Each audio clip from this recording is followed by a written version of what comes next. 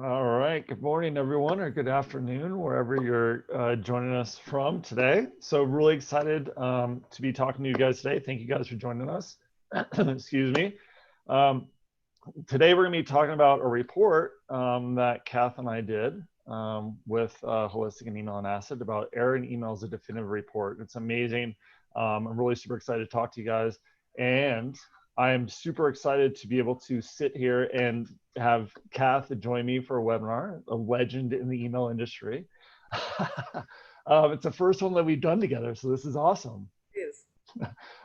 So Kath, welcome. Kath is the CEO and co-founder, or CEO and founder of Holistic Email Marketing. She's based in the UK, lives and breathes email marketing. As I mentioned, a legend in the email industry, speaking, conferences, great reports, and helping amazing brands with their email marketing. So thank you, Kath, for joining us. It's awesome to be a part of, have you here today. And then me, I'm John Thies, CEO, co-founder of Email and Acid. And with this report, Kath and I partnered up to really kind of understand what everyone's pre-deployment process is within the industry. We noticed that there wasn't very many reports out there that really talked about this. Obviously, it's where Email and Acid lives, and we just want to get more. We wanted to hear more from the industry and really kind of understand and see how it works. So if you guys like anything that we talk about today, please feel free to tweet it, send it out there. You can follow us, Email and Acid. There's my hashtag, and then LinkedIn. Always welcome you guys to join us. We love to answer questions. I know Kath is a great contributor on Twitter and LinkedIn. So please feel free to follow her as well. As we get into this, we do have a Q&A. So as we go, please feel free to enter it. We have Angela here with us who's going to be kind of tracking those.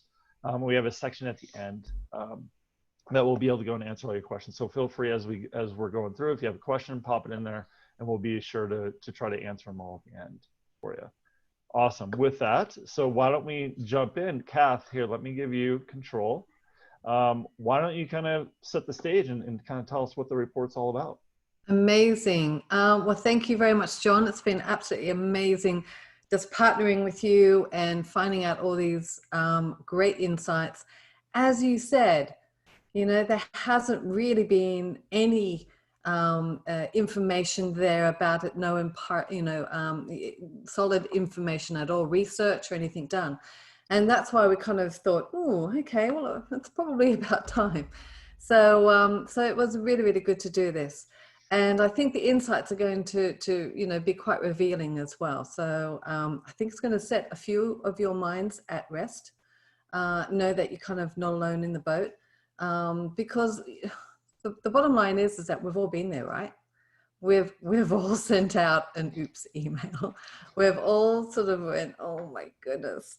We've all basically looked like this. And it's not working. Oh, there we go. It was working. It's just a bit slow. There we go. We've all done this, haven't we? We've all shared this horrible feeling of oh no, what are we going to do? So whether it's a typo or it's the wrong offer or maybe it's missing personalization, the list goes on and on and on. So because of that, that's why we went and we surveyed over 1,000 email marketers, and we asked them a whole bunch of questions. And so we've got a lot of we haven't pulled out all of the data in this webinar. So I really encourage you to go and go to Email and Acid, download the link, download the report, and you can get all of the data. And so let's get started. Quick survey question. Over to you, John. Yeah, let me just pop it up. Here we go. So as we get in, we just want to know from you guys real quick before we start, kind of what, kind of as you've seen, if you had $1 for every mistake you made in the past 12 months, how much would you have?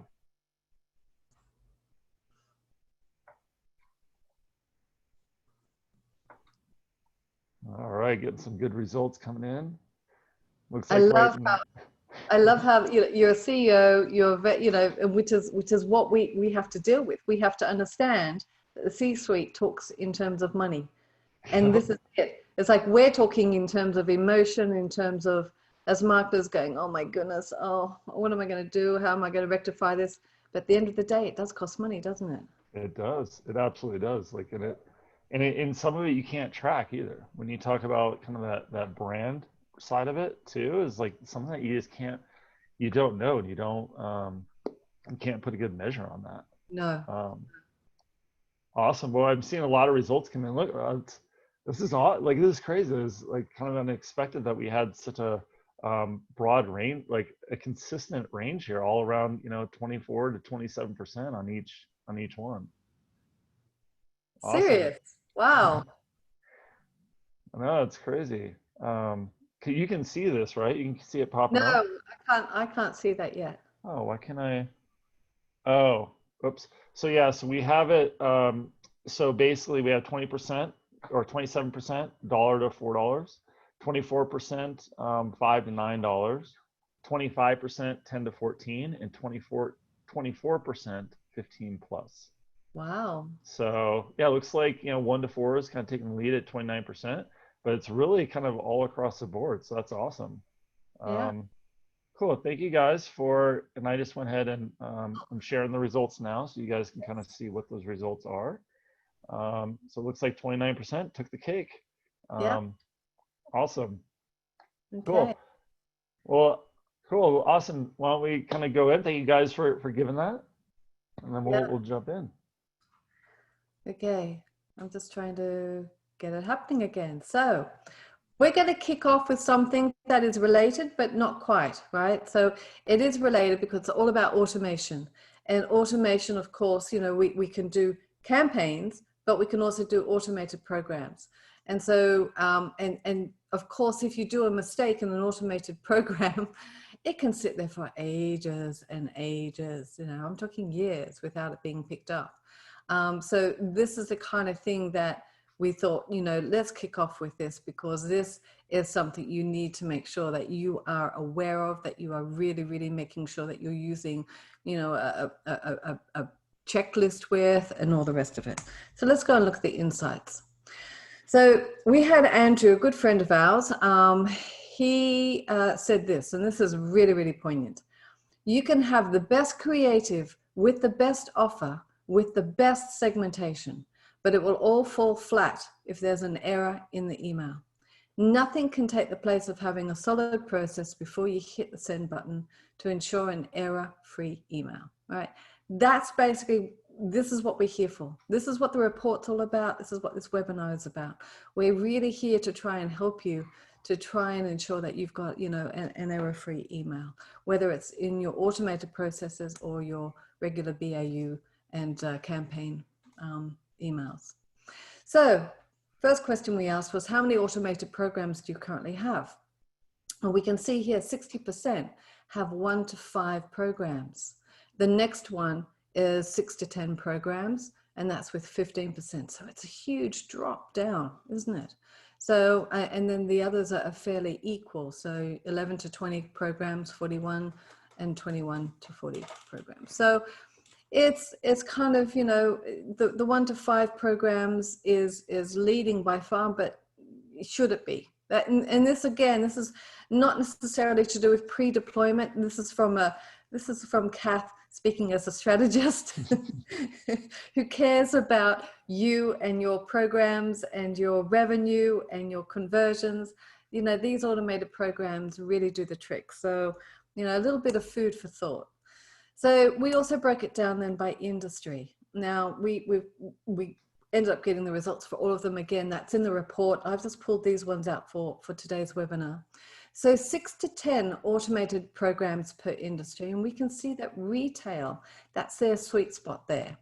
They also, the next one too, so it was the 11 to 21.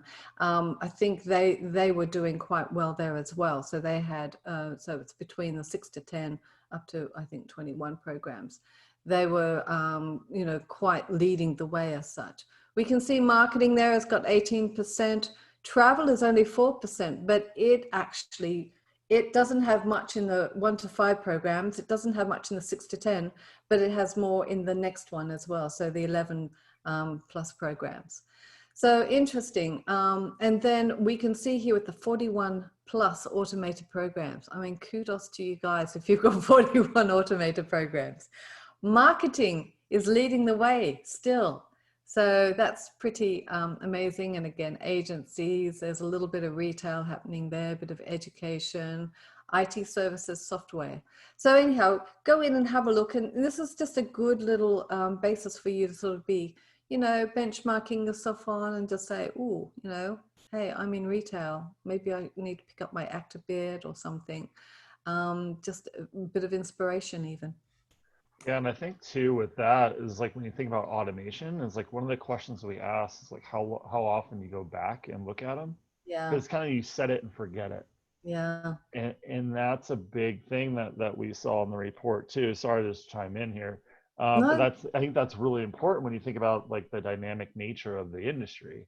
Is those people that have the 41 plus, is like how long ago were they set, and then what's your program look like, your refresh rate to go back and take a look at those.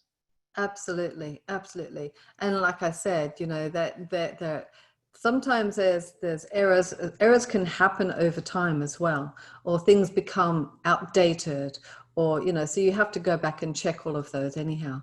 And I think our industry actually did automated emails a bit of a disservice by actually promoting them originally by saying set and forget. It's kind of like, okay, once you've done it, that's it. And it's absolutely not true. And if you're doing that, you're actually probably you're a bit in trouble. For a perfect example, COVID, right? I don't know how many brands that I've gone in and seen.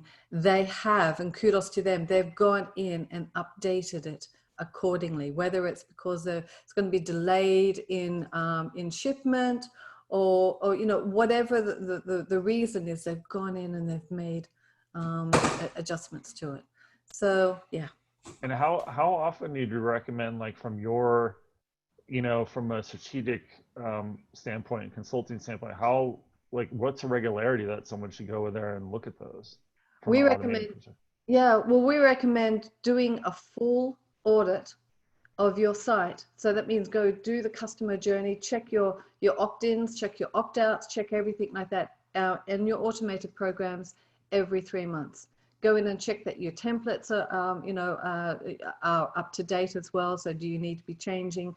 Because little things like sometimes when you change a privacy policy link, right?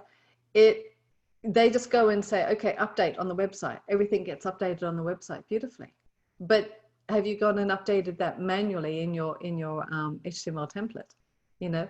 Most likely not. And so every 3 months, just encourage you to go in. It doesn't have to be a huge and arduous one, but just go in and check it as well as you can. If you can actually experience it, go on the journey, then do that. So if it is a shopping cart abandonment, go and abandon the cart and things like that. So yeah. And then do you recommend kind of like, and I know we're talking about checklist, pre-deployment checklists here, like can you recommend like a checklist that you have, or have you seen one out there in terms of kind of the automation side at all? Is there one out Yeah, there that you know about, or do you guys have one that you? for the actual automation. So the automation, you still have the basic one, and I know Email and Acid has a great one.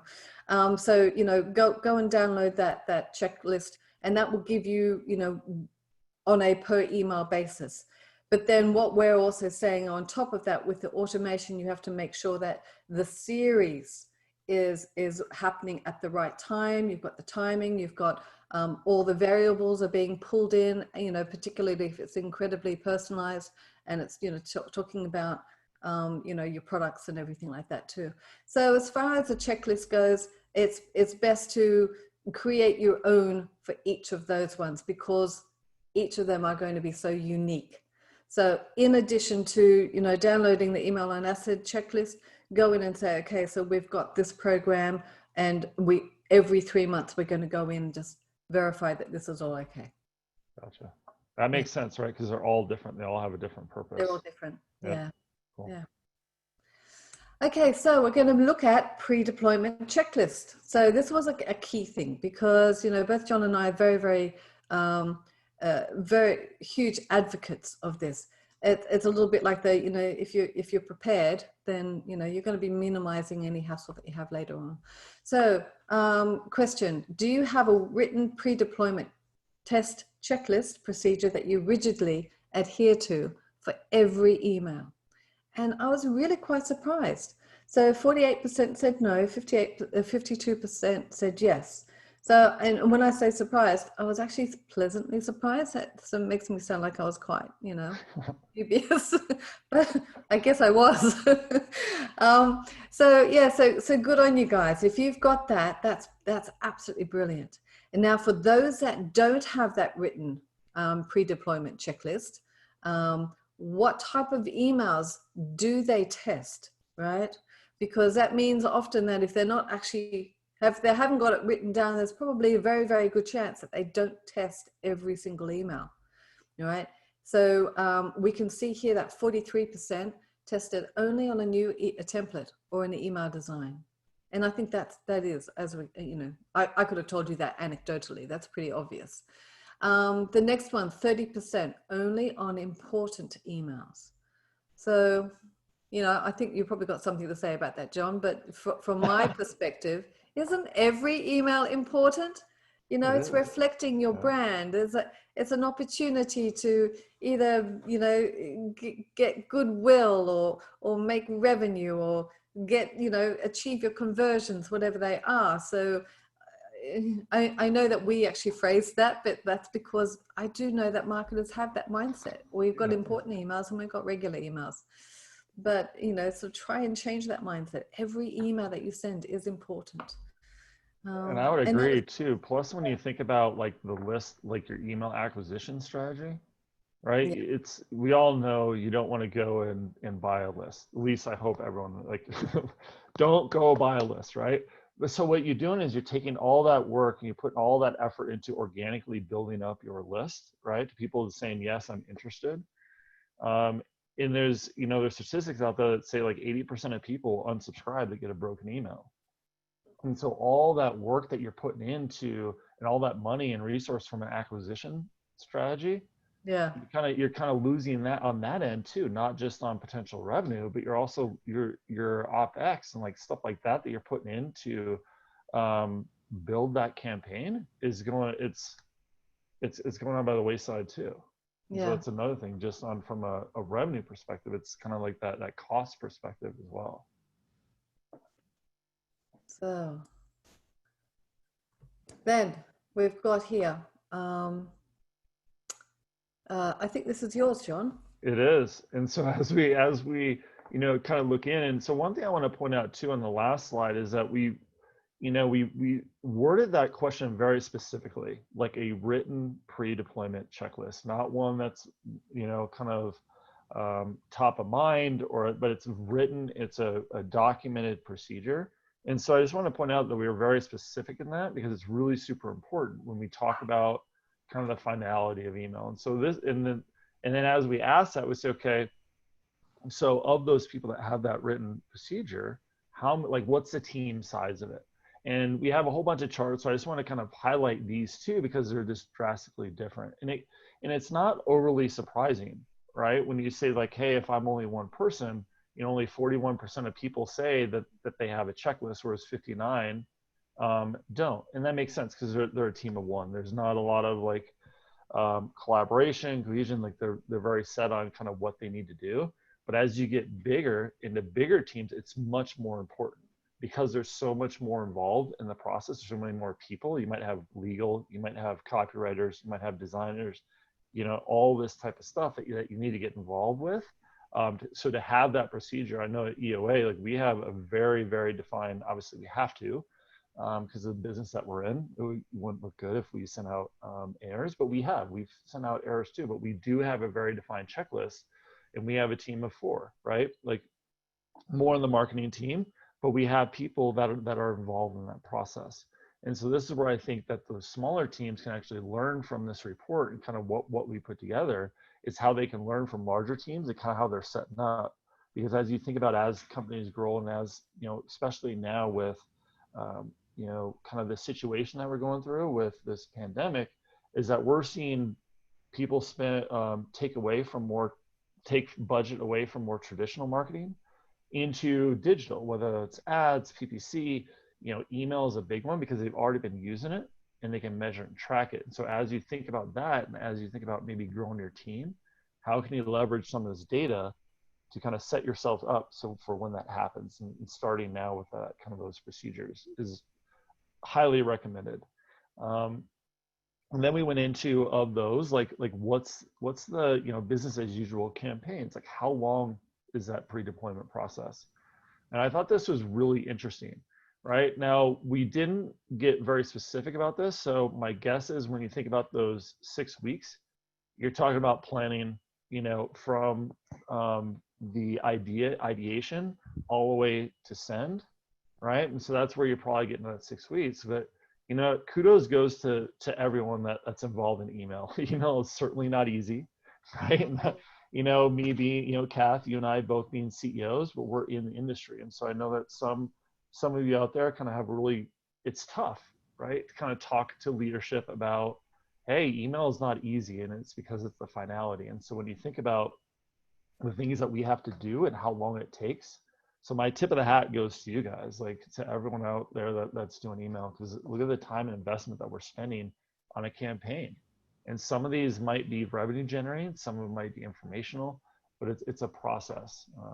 And then when you think about the elements that that people are where they're testing at, and it's not, I'm not surprised to see that the design rendering is the highest one up there, because that's the most prevalent, because every email client renders email differently. But I'm really glad to see that, when you look at link validity, right? Does the link go where I want to go? Is it tracking? Is it doing what I do? Because obviously you can't convert anyone in email. Like I look at email as a driver to a landing page where you actually don't do conversions within email. And so that's super important. Then you get into coding, personalization. I was actually, not, I wouldn't say surprised, but I liked it. Like it's exciting to see that number so high. I don't know Oh, about, I was excited too. yeah, like I think it's awesome that it's higher, because that tells us that the email industry is like, I think we're just scratching the surface about what we can do. Yeah, I'm sure you've heard it from your customers how, with automation and all these things that people are doing, they're getting more complicated, more complex. And that right there is then a need to say, okay, the more complexity there is with the campaign, the more need there is to have kind of these checks and balances in place, and this checklist to make sure that you're going absolutely. through everything. Yeah. I don't know if you have any, insight into like kind of personalization kind of stuff, or any thoughts on this one that you want to. Again, we didn't specify. So in some email marketers' minds or their world, personalization is high first name, right? Which is still a very good, important thing to be actually testing and making sure that it's rendering correctly, because that is one of the more common ones that don't, that don't work.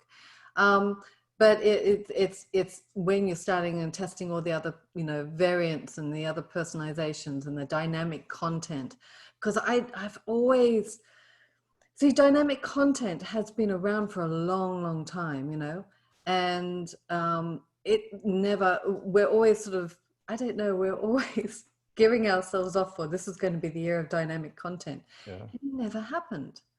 And I've trained hundreds and hundreds of marketers, and when I go and ask them about this, they sort of go, it's too difficult to actually validate and to test and to be assured. And what happens is everyone starts to get a bit panicky. So what's easy for them to do is actually to break it into segments and to manually send to segments, and that way they're able to. So that's why I was so excited, because I'm going, oh, I wonder if this is with dynamic content, and people are sort of getting, like you're saying, sort of, they're more au fait with it, they're more at ease with it, they're more confident with it, and therefore if they're using dynamic content more, then they're able to test that, the personalization. Certainly when we're talking about things like abandoned cart emails, and there is that personalization because it's pulling in the actual product and everything. Most people are quite at ease with that, because you're going to be using a specialty system that's what they do. Yeah, it's when you're actually creating those personalized elements yourself Yeah, that's, And I also look at this attributing to, like, those are great points. And I think attributing to that as well is that people are starting to understand it, but there's more platforms out there that give you the ability to do this. yeah, And you look at the intervals, you look at, like those types of, yeah, the Braves and all that type of stuff is like, um, they're giving you the opportunity to do it right from their platform, and the date, and they're able to pull in data from CRMs and different platforms as well, so that they're kind of doing some of that heavy lifting for you.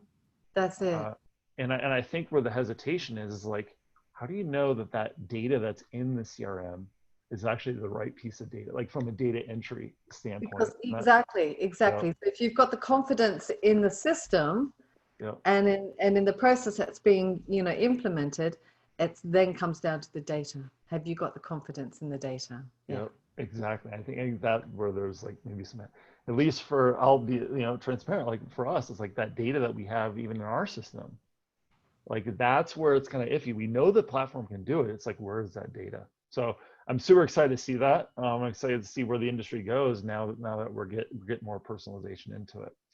Um, and this one, this was a very specific question that we want to ask. We want to understand too is, what is the current process for pre-deployment testing? We asked, 3 questions.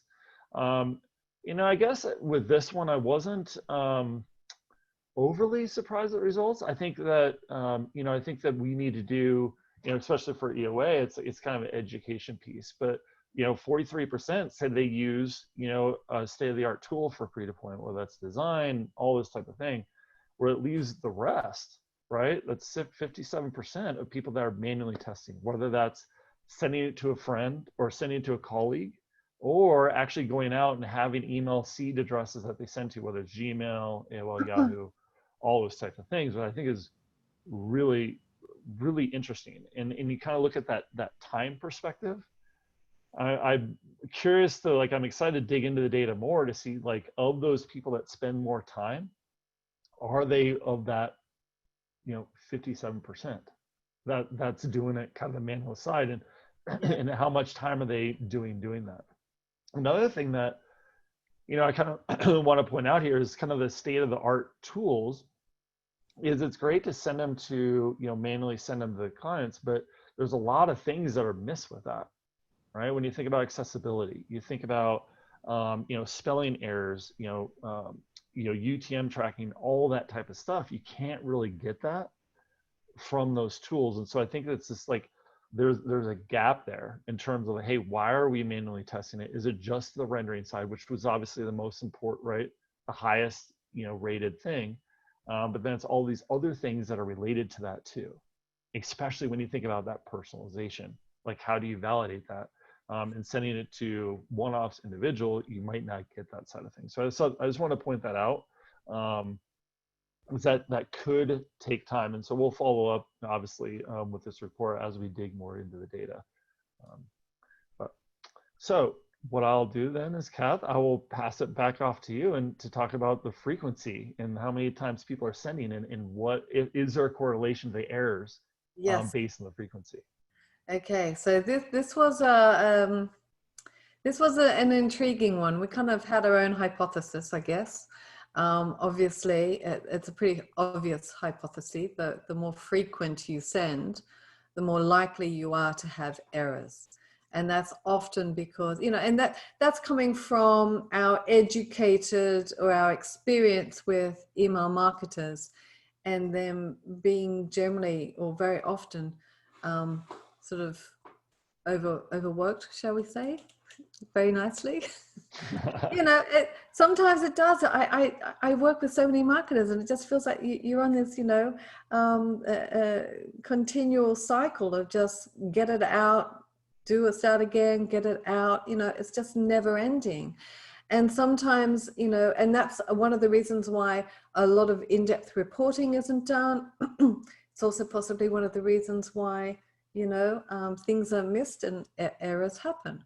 Not necessarily because you haven't got your processes in place, but maybe you haven't got the best process in place. So let's go and have a look and see what our results were. There we go. Okay, so Based on using a state-of-the-art tool, what's your sending frequency? And we can see state-of-the-art tool, they tend to be sending more frequently than the others, right? So based on manually sending emails, this is figure 27, we've got 12% and 12% for daily and 2 to 4 times per week. And then also based on manually sending emails, this is interesting, 39% of them are saying 2 to 4 times a week, right? So it's a pretty, so because they're only sending it to internal staff on various devices, which is obviously for device rendering, right? But then there still is lots of other things that need to be checked as well. So what we're seeing is that those that tend to, in a sort of summing it all up, those that tend to send more frequently tend to use the state-of-the-art tool. And then the number of mistakes made when sending daily. Again, the report has got all of them listed, and we've only just pulled out 2 because either the 2 sort of more frequent sending rates.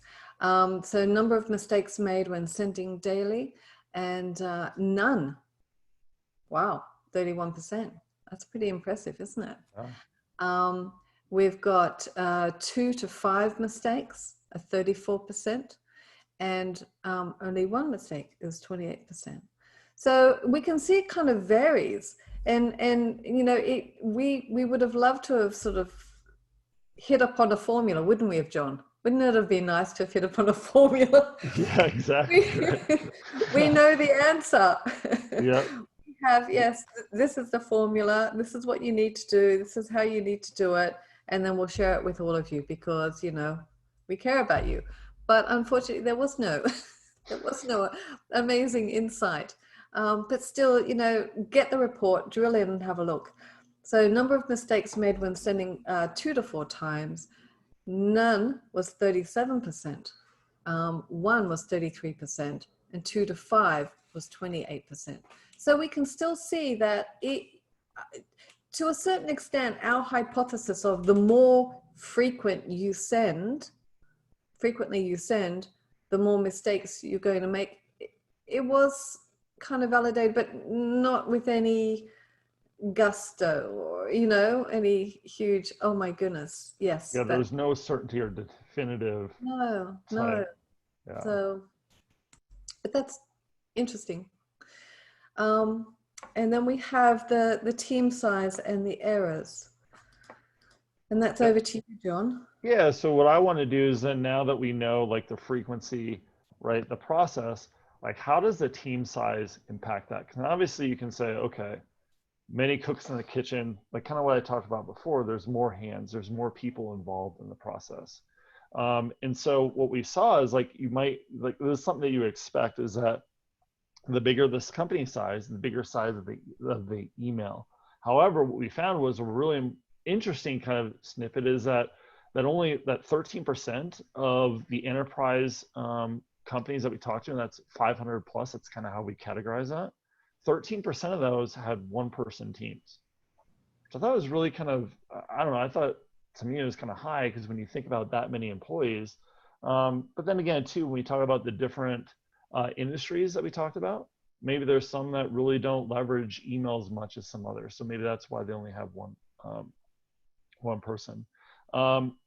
You know, in what we did see is that the majority of companies with, and again, this is directly related to teams, is that teams with 10 or more people, majority of those were in those upper, like that upper enterprise level.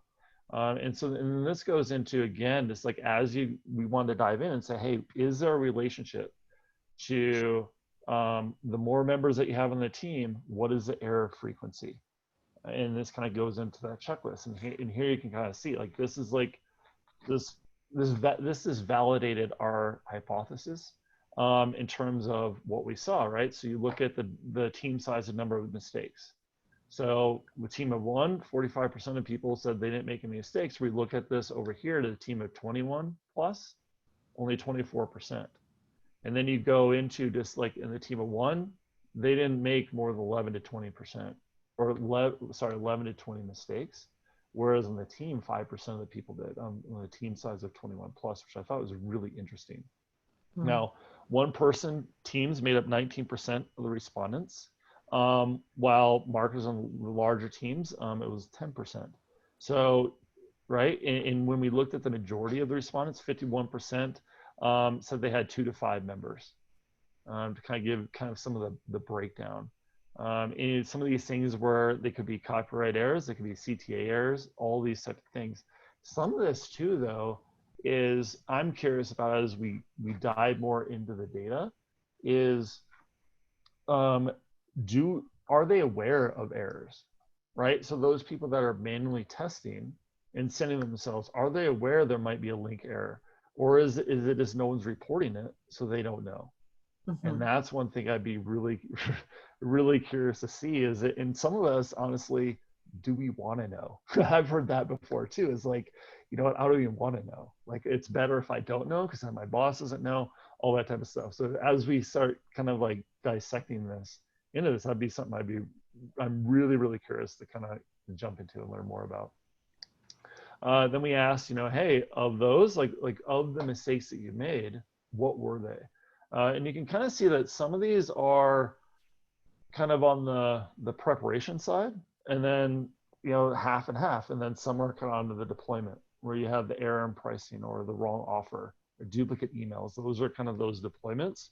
When you think about copy errors, wrong link CTAs, was I surprised the CTAs were high? No, but what it does is it concerns me. Mm. Because like what we talked about, or what I mentioned before, is how email is a driver. It's not a conversion tool. You're driving people to a place where Yep. you convert them. Now, if you can't get them to that place, how can you convert them? Yep. And so that to me is, I would love to see, like, as we continue doing this, that going down into kind of the 5% range, or like the lowest range, because that to me is the most critical part of, I wouldn't say critical. I would say that's an important piece to what the purpose of email is. And that's driving people landing pages and converting them and all that type of stuff. I don't know if you have any additional thoughts or color on that, kind of what you saw here. No, I absolutely agree with you about that. Copy errors, as far as, typos and things like that, people are quite forgiving about. They understand that you're human. They're actually less, I think they're less tolerant of coding errors, and absolutely not at all tolerant of the wrong links, and that's when you would definitely find out. You may not be told, someone mightn't bother saying, oh, there was a typo, in this. So you may have made more typos than you actually, understand. Wrong personalization, absolutely. There was someone that got that the other day, and it was, something like "Dear Fred" or something, and then Fred. So, things happen, Or but using the wrong merge tag. I've seen that a lot too, where it's like, hey, first underscore name, right, yes, and in curly brackets. yes. So, but I would like to delve into a lot of this further. And the other thing I would love to do is find out about then the mistake emails as well. Yep. Because that would be another great one. Because no one, we kind of touched onto the mistake emails, but that would be really interesting to find out about them. We've got a little Yep. visitor. Yeah, I do. So, yep, we're at homeschool today, so we're half and half. And so today is Nice. today is that day where daddy's both, CEO and teacher and parent. So Love it. yeah, so thank you guys for your understanding. We're doing the whole half day, half to half virtual versus in school. So today is one of those days where he's at home. So awesome. And then when we go into kind of mistakes made by those who don't have a checklist, it's awesome to see that 30%, 34% didn't make any mistakes, that don't have that written procedure. But as you can see, I mean, the other remainders, like the 2%, both in 6 and 11 to 12, it's like, how big are those errors and what does that error cost? And how is that impacting your program? Those are things I think with the tools out there, that we can really kind of shut those down and make sure that that doesn't happen. That's like the whole point of, right, EOA is we want to get it so that, it's 99% where there's no errors being sent out. That's why we're here and why we're there. So yeah, and with that, so that's kind of the summary. What I like to do, Kath, is just kind of get, ask you, your final thoughts. Like as you look at this report, what is that? What is it that really, kind of stood out to you, and kind of those things that the takeaways that you have in seeing the data? Yeah, yeah. So, because that at the end of the day, that was the whole purpose. So, I'm actually launching a book, publishing a book in a couple of months or a month or so. And one of the things I talk about is how my brain works, and my brain does not work in a very linear fashion. And I've learnt the hard way that linear, step this, step this, step this, checklists, procedures, and everything are amazing.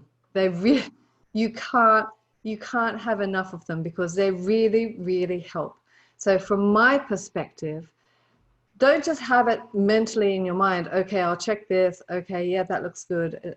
Have it down as a written checklist. And particularly if ever, if you're going to be held accountable too, you want to be able to evidence that you have actually gone in and done this. Humans do make mistakes, but if at least you could evidence that, then it may help to quash a little bit of the issue coming back at you. But anyhow, so written checklist, make sure you've got your procedures, try and be as systematic about it as possible. Use technology if you can. Technology can be your friend. Always try and work smarter rather than harder. Again, something I'm still in the process of learning.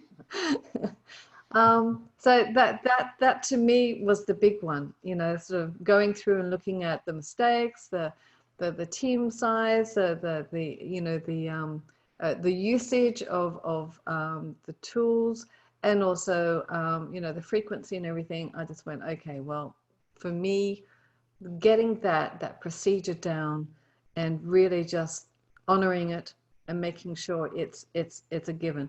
Same as you have a process for yeah, so you put that in as part of your send process.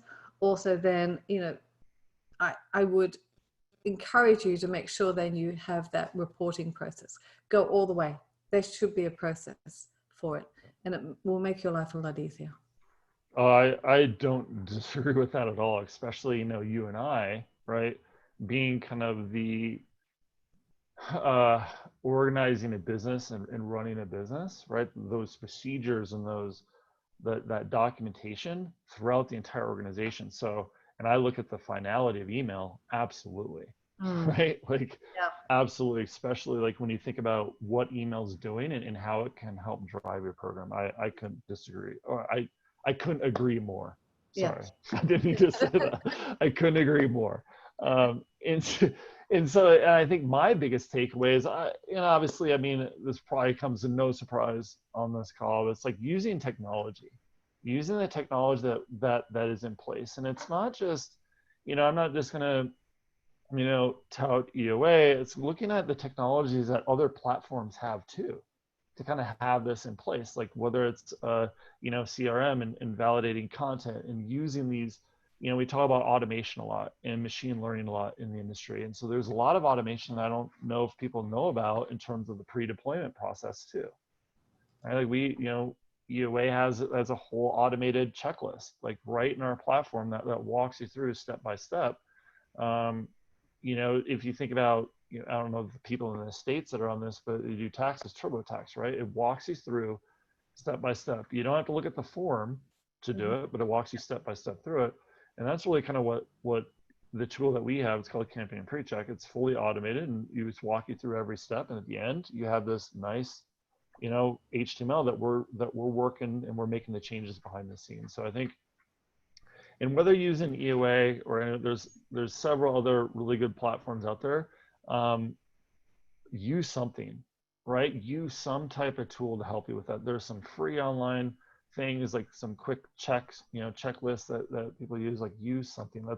That's our ultimate goal, is to make sure that people are sending those quality emails, and so that those errors, when hopefully next year when we do this survey again, that we're seeing those errors drop and shifting around where there's more none than everything else. Yeah. And I think it's super, super important. Awesome. So now what we want to do is just take a last, couple of minutes. I know there's been some questions, really to answer some of those. So Angela, like, what are some questions that people asked? Hey there. I've got a couple actually. One person asked, what would you recommend for testing when you don't have as much control over the templates? For example, our office uses an email marketing platform, which has a lot of proprietary code that we cannot edit if we used one of their pre-built messages. Good question. Kath, you want to take that one, or you want me to take that one? Yeah. So, I mean, the beauty about, say email and acids, pre-check tool is that it can change the code for you. So in this particular case, that wouldn't be applicable because it's set, right? However, there are still things that you can be checking. So that just means that you're going to have to get that written checklist and check the copies, manually check the links, send it to multiple people in your team, get them all clicking. Everyone's got different sort of, some people are good at the overall and they'll say, oh, that's a bit, it needs to be centered. And other people will be very, very much on the copy and be saying, okay, you've got a typo here. Everyone's got their own little skill set. So try and send it out to a broad amount of people. And over time, you're going to find out the ones that are good and come back with ideas and everything. So that's what I would be doing at the moment. Definitely, you want to be working as smart as possible. There's going to be limitations because you can't automate a lot of it, or use technology. But definitely, just do what you can. It's well worth it. Yep, absolutely. And I'll add on to that too, is that, so my hope is that we don't have to test for renderability with those if they're not allowing you to change the code. Yeah. So my hope is that they have that all worked out. However, there are tools that you can use, like for example, I'll shameless plug here, is so our checklist, you can send an email from your provider to us, to your inbox, and you can select that checklist to say, maybe you don't care about rendering, but let's say you want to do links or accessibility, all that type of stuff. It'll actually go and check and tell you like, hey, this link could be changed. Then you can go and change that into your platform. So there are ways that you could use tools like that. But I agree, with you, Kath. It's like, use that manual side if you have to, but just make sure that you're double checking that. And again, kind of get that checklist in place so that when you go do that, you get the right people informed and you get everyone on the same page about, hey, this campaign's going out. Do you have time to test this? Right. Awesome. Great question. Angela, any more? I have a couple of others. I'm guessing this is a reference to, I know Gmail does this, as they let you have a promotions folder and this and that. The person writes, I'm not sure of the error that's being made, but a lot of my emails end up in the promotions folder. They're not cold contacts. Please share your thoughts on how I can make them land in the primary inbox. Ooh, this could be a whole webinar on itself. Yeah, and it's a bit of a, I wouldn't say contentious, but people have their own thoughts on it, and I definitely have mine. Yep. Are you happy for me to give mine? Okay. So, okay, I'm assuming these are marketing emails. I'm assuming that these are promotional emails, as opposed to a one-to-one email, right? So if that's the case, I apologize. But if it is a promotional email where you're wanting them to perform an action, or you're even informing them, or it's a newsletter even, letting them know about articles and your services and whatnot, they rightly belong in the promotional folder in Gmail. And the reason and the thinking behind this is Gmail they don't do things willy-nilly. They don't do things on the spur of the moment just because. There is data, there is research, everything has been done, and understanding the consumer and how they use email. So it's actually for your benefit that it's going to be turned that's in the promotional one. And I'll give you this example, right? Because I've been observing, I've been doing email marketing for over 20 years. So I've been observing how consumers use the inbox. To me, it's quite, sort of intriguing. And it changes, it evolves, definitely, as features change and as consumers and their trust in email and their reliance on email changes as well, has evolved. Their usage and how they do things evolves. So quickly, if you were, so for me, right, if I'm getting a promotional email, say from The Gap, right, into my personal one, I'm not in the right mindset. I will just literally just go over it because I'm looking at emails that I need to attend to. I'm looking at the ones from my parents, my mothers, my children, my best friends, all of that sort of stuff, or a business relationship that I've got, or something like this, something that I need to attend to. They're my one-to-one ones. So that's my main. And then when I wouldn't mind having a look and seeing what offers that are available. I want to have a bit of a downtime or something, a bit of a break or whatever. Then I go into the promotion filter and there they are in all their glory. And that's when I will go and have a look, right? So if you put it in, yes, you'll be in the main one, but the chances are that you're actually going to, and they might open it, particularly if they're just going to go down, down, down, right? But they may not action it because they're not in the right mindset. So again, kind of like have faith in Google. I know it's hard to say, but they have done their research, and this is the reason. And again, you can take assurance because where have they put their paid Google ads? In the promo folder, right? So if anyone wants to be promoting anything and they're paying money, it's going to go into that. So they're not going to be doing that if they don't think anyone's going into the promotional folder to have a look. They know that the usage is there. So be reassured. That's my take. Yeah. You can also look at it too as like what they've done with the annotations. You know what I mean? Like how you can put the picture and the graph and all that type of image. Yes. And you also have to look at it as like a glass half full perspective. At least it's not in the spam folder, right? They just characterized it as a promotion. So and I completely agree. It's that mindset. What they're trying to do is clear that up. And I think too, to your point, Kath, about you have to trust Google, is one thing I really, when you think about brands and stuff and kind of like product driven, products and organizations, is that they do tests all the time. And, they did Gmail inbox, they did all these other types of things.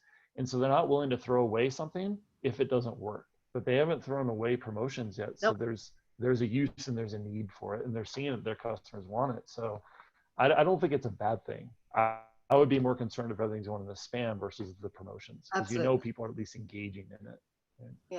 Yeah. But we could go on to this for like 45 minutes, like a whole deliverability thing and stuff like that. So awesome. Thank you. Great question. Angela, what are the next ones? We got a couple more minutes here. I have two more that I want to try to get out there. One person was just asking on the section where you were talking about errors and the percentages of errors. How did you track that information? Do people keep note of their own errors? What's the source behind that? What's the source data that you got your figures from? So it's from the survey. So, we surveyed over 1,000 email marketers, and they kind of hands up, we did between 1 and 5 errors, or hands up, we did 21 errors, that kind of stuff. And so yes, each of the marketers are keeping it, either they're keeping it as an actual hard record, or else it's in their head and they sort of go, okay, so last month I did, So to me, it's actually probably a good thing. You don't have to be sharing it with, everyone, but on an internal basis, just with you yourself, if you are responsible for, the pre-deployment and sending out the campaign and everything, just keep track of it. See if there is a bit of a consistent sort of error, particularly with whether it is typos and you realize, oh, I've really got to tighten this up because, someone's making a mistake along the way, whatever the story is, and try and see if you can get it down. Set your own benchmark. Don't compare it to everyone else. Compare it to yourself, what you've done previously, and try and reduce it. So it's a good thing to do. Yep. Awesome. Yeah, nothing more to add. Angela, what's the next one so we can get that one done? The last one is, hold on, I just lost the box that I had. Sorry. Any recommendations on how to ensure that appropriate opt-out language is being used in marketing messages? Huh. Kath, you want to take a stab at Yeah. that one? Can you please say that again? It's Sure. a little bit sort of like left. Yeah, go for it. Any recommendations on how to ensure that appropriate opt-out language is being used in marketing messages? Okay, so we're talking appropriate.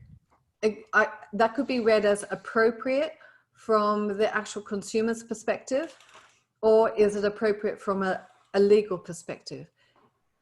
I'm going to take it from the consumer's perspective because they're the ones that you're wanting to do it. Well, rather not to do it. But no, forget that. I did not say that. Okay, let's look at it this way. If someone wants to unsubscribe, make it as easy for them as possible, really. And therefore, you need to be making the language easy for them to understand. You need to make the process easy, not convoluted, not ambiguous, nothing like that, because if they find it frustrating, and I have done research on this too, this was quite a few years ago, but if they do find it frustrating, then they're going to be complaining. And you don't want a complaint because a complaint can hurt your deliverability, right? So if they do want to go, let them go. And particularly understand, again, based on this research, think of it as being just a part of the customer journey. At the end of the day, we all die. At the end of the day, someone's going to be unsubscribing for your list for whatever reason. And one of the reasons could be that they don't hate you. They've actually moved company, or they've changed their email address, or whatever the story is. And maybe they've got a Hotmail address and they've moved over to Gmail. And if that's the case, let them unsubscribe, because the last thing you want is for them just to leave it there. The account become dormant. It turns into a spam trap, and now you've got a spam trap on your, list, right? So try and make it as easy for them to do it, and just be, nice, friendly language. Don't take it as a personal insult. Just say, hope to see you again. Hey, listen, we're on Instagram, we're on Facebook, we're on Twitter, we're on LinkedIn. Come join us, because maybe that's their preference as well. So yeah, definitely it's an interesting question. Yep, and I completely agree, and I want to add some color to that too, because I think that relates to that promotions thing. So Courtney, she had another question on here too, is like, she sees our perspective, but they can miss your email because they don't know to check that promotions. And where I'm going with this is that, and it goes back to that spam thing, because I think you can get, whether they're going in the promotions or not, it's going in the promotions because at least they're engaging with it. And here's what I mean by that is like Microsoft and Outlook now actually track engagement, how people are engaging with your campaigns. If you're sending to a lot of people that are disengaged, guess what? They're going to start sending all your emails to spam, regardless. Like, and they're going to skip promotions, they're going to skip the inbox to go to spam. And so I think with this one too, with the unsubscribe, because they're tracking engagement, you actually don't want those dormant people on your list. No. It's going to hurt your deliverability from people who are highly engaged. Yep. They're not going to get the email because they go to spam. Plus, here's the way I look at it too, Kath, from a business perspective, from your seat, my seat, I don't want to be paying for people to be on my list that don't want to hear from us anymore, because we're paying our ESP, our CRM. I would say 90% of them charge you based on how many contacts you have. And so essentially you're paying for someone that doesn't care, that doesn't want to hear from you anymore. So I think the downside is like, yeah, like let them break up with you. It's okay. People go through phases. And Yeah. just like you said, you know, with my son who is just here, he's 8 now. Before we were, well, when they were in business, it was Babies R Us. Then it went to Toys R Us. And now it's Lego. Now it's these other things, right? So as people evolve or as they grow or change, right, their lifestyle is going to change. The things are going to change within their, you know, their email habits and stuff too. So Yeah. Yeah, absolutely. And it doesn't mean that they're not going to come back. It's just, it's different circumstance at that particular time, and it suits them. And so if you leave them with a good taste in their mouth, not a bitter one, they're more likely to come back when, you know, the time is right. yep. And then you have the whole re-engagement strategy too, right? Like there's re-engagement stuff that you can do as well. But I think the thing that frustrates me the most is that when you get an email and they have it hidden, it's like white on the white background and you can't see it. That to me is like the most frustrating thing because it's like, what are you No, trying to hide? Like it's like, what are you hiding here, yeah, right? don't fear the unsubscribe. Not at all. Yep, yep, absolutely. Well, awesome. Well, I'm glad we were able to answer everyone's questions. Thank you guys all for joining us. Kath, thank you so much. Like it's actual pleasure to get here and to be on a webinar with you. I've been looking forward to this for so long because you're such a legend. I look up to you, respect everything that you do for the industry and stuff like that. So keep rocking, keep crushing it. Thank you guys, all the attendees for joining us. Hopefully you guys got some good takeaways from it. Again, our report is available for download on our website.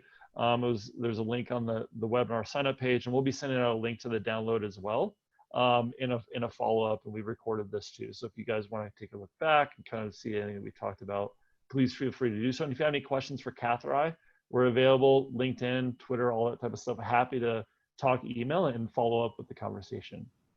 I Yeah. hope you guys have a great rest of your week. Kath, have a great evening. I know it's 6:30 there, I believe, or 5:30, something like that. So thank you for joining us.